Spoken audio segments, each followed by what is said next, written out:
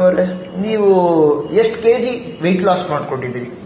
51 KG weight loss ಮಾಡ್ಕೊಂಡಿದ್ದೀನಿ sir. ಸ್ವಲ್ಪ ಜೋರಾಗಿ ಹೇಳ್ಬೇಕು. 51 ಕೆಜಿ ವೆಯ್ಟ್ ಲಾಸ್ ಮಾಡ್ಕೊಂಡಿದ್ದೀನಿ. ಎಷ್ಟು ಟೈಮ್ ತಗೋತೀರಿ ನಿಮ್ಗೆ ಅಷ್ಟು ವೆಯ್ಟ್ ಲಾಸ್ ಮಾಡ್ಕೊಳ್ಳೋಕೆ? ಅಷ್ಟು ಟೈಮ್ 2 ವರ್ಷ ತಗೋದು ಸರ್. 2 years. ಓಕೆ.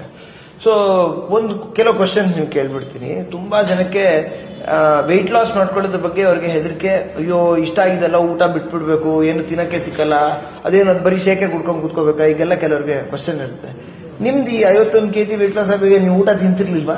ಸೂಪರ್ ಆಗಿ ಹಬ್ಬದ ಊಟ ತಿನ್ಕೊಂಡು ವೆಯ್ಟ್ ಲಾಸ್ ಮಾಡಿದ್ದೀನಿ ಸರ್. ಏನ್ ಅದಕ್ಕೆ ಅರ್ಥ?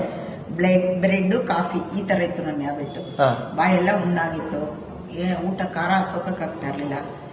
ಅದ್ರಲ್ಲೂ ಶೇಕು ಫಸ್ಟ್ ದಿವಸ ಕುಡ್ದಿದ್ ಪರಮಾನಂದ ತರ ಸ್ವೀಟು, ಆ ತರ ತಿಂಡಿ ತಿನ್ಕೊಂಡು ವೆಯ್ಟ್ ಲಾಸ್ ಮಾಡೋದು ಅಂದ್ರೆ ಅದ್ರ ನನ್ನ ಪುಣ್ಯಕ್ಕೆ ಒಂದು ವಾರಕ್ಕೆ ಸೆಕೆಂಡ್ ಸ್ಟೇಜ್ ಸ್ಟಾರ್ಟ್ ಮಾಡಿ. ಅಲ್ಲ, ಬಟ್ ನಿಮ್ದು ಊಟದ ವಿಷಯದಲ್ಲಿ ಊಟಕ್ಕೆ ಮಧ್ಯಾಹ್ನ ಎಲ್ಲಾ ತರದ ಪಲ್ಯ, ಆತರ ನಾವು ಪಲ್ಯ, ಆಮೇಲೆ ಪ್ರೋಟೀನ್ ಫೈಬರ್ ಏನು ಅಂತ ಗೊತ್ತಿಲ್ಲ, ಯಾವ್ದೋ ಒಂದ್ ಸಿಕ್ಕಿ ತಿಂತಾ ಇದ್ದು, ಆತರ ಇತ್ತು.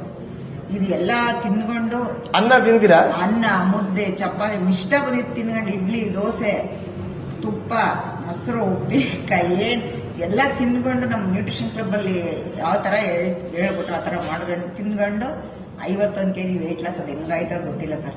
ಮತ್ತೆ ಇನ್ನೊಂದು ಕೆಲವರು ಅನ್ಕೋತಾರೆ ವೆಯ್ಟ್ ಲಾಸ್ ಮಾಡ್ಬೇಕು ಅಂದ್ರೆ ತುಂಬಾ ಎಕ್ಸರ್ಸೈಸ್ ಮಾಡ್ಬೇಕು, ಹಂಗೆಲ್ಲ ಇಲ್ಲ ಸರ್. ನನ್ನ ಕೈಲಿ ಅವತ್ತೊಂದ್ ದಿವಸ ಫಸ್ಟ್ ನಮ್ ನ್ಯೂಟ್ರಿಷನ್ ಒಂದು ಸ್ಟೆಪ್ ಇತ್ತು, ಅದನ್ನ